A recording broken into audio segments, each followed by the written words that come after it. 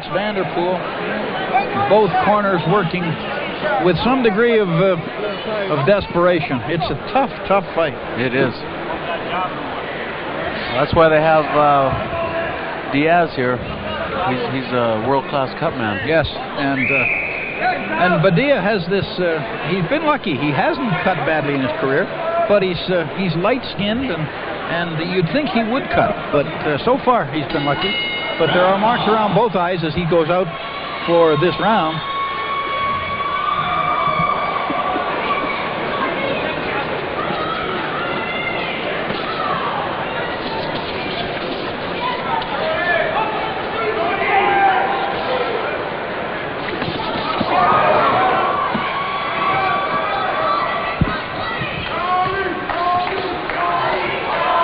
They're at very close range, and they're in the 5th round here, fighting for the Canadian welterweight championship. Fitz Vanderpool was knocked down in the 1st round. He has come back and given Tony Badia all he can handle the rest of the way. Well, John, we're not even halfway through here, and we've had a lot of entertainment already in this fight. Tony Badia is a great attraction. He's a hard-working, entertaining fighter, and the opposition he faces gets better every night. He's working his way up the ladder, and they're getting harder and harder and harder. Boy, that's a tough job, tough road to hoe. Overhand right, just a little short by Badia.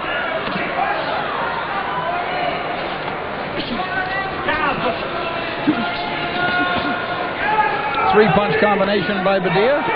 Vanderpool comes back with a left jab and a right hand. Boy, that right hand got Tony's attention. Badia misses a long right hand. Again. Oh, that left hook landed, John. 2 left hooks, and then Badia takes the right hand and comes back with a right hand of his own. What a battle.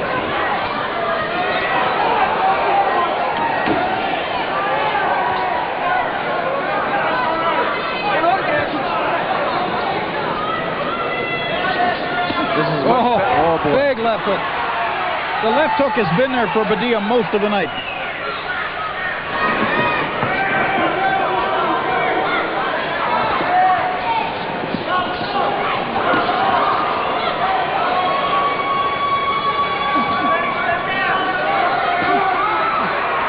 Good right hand to the short ribs by Badia. Left hook, right hand by Badia. I think Badia's got to start throwing those combination punches instead of trying to punch so hard. Well, that's right. He's been missing. He's been throwing one punch at a time, and you know that the combinations have to work. Yeah, he's got to start throwing combinations and set up a good punch or good shot.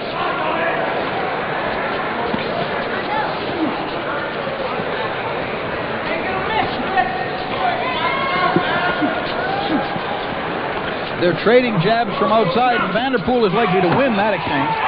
It's very quick. A little longer reach, I would think. Yes.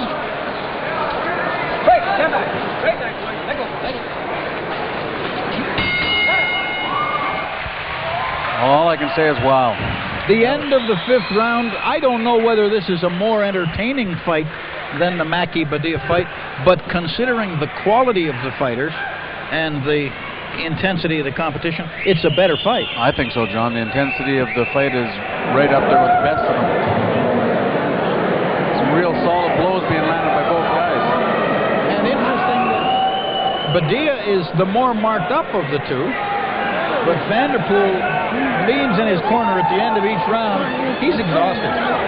Well, the one thing about the lighter skin person, you won't notice it as much. If you look real close at Vanderpool, he's got a pretty good welt over his right eye, and I can't really see his left eye from here.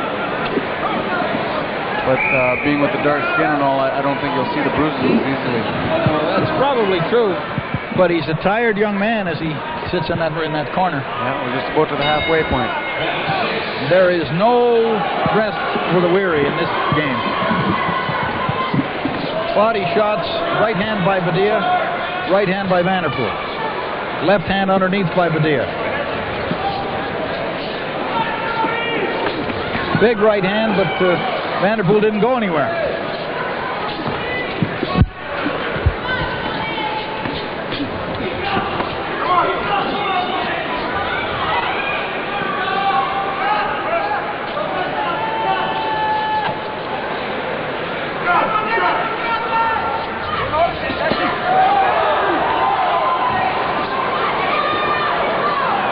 they're trading, John. They really are. Badia looked like he was in control of the sequence, and then he took a left hand to the chin. Backs him up good.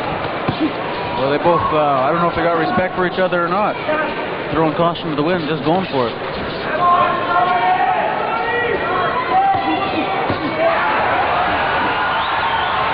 Two big left hooks by Badia, and he thinks that he's got Vanderpool in trouble.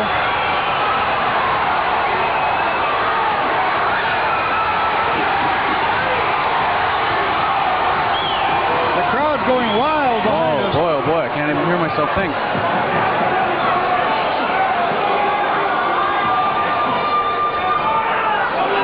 Well, Vanderpool's definitely shaken up a bit. Yeah, he's got great legs for a fight. He's wobbly now still, but he's fighting back, and he landed a good right uppercut. Almost a bolo punch. And another big right hand. And another right hand. And another right hand. And Badia's hurt. Badia's eye is a mess. Oh, he's cut good. Yeah, that eye is a big mess now. And Vanderpool's got him in trouble. Badia going across the ring and uppercut himself. I think that... Wow, Badia's in trouble. He is in serious trouble. He can't see out of that eye.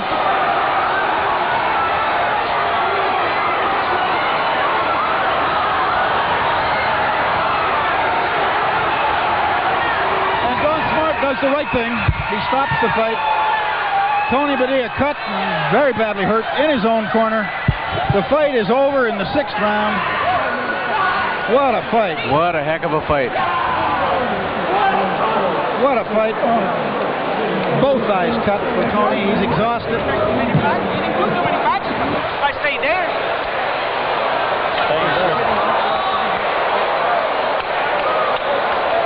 You see it. The story speaks for itself, ladies and gentlemen.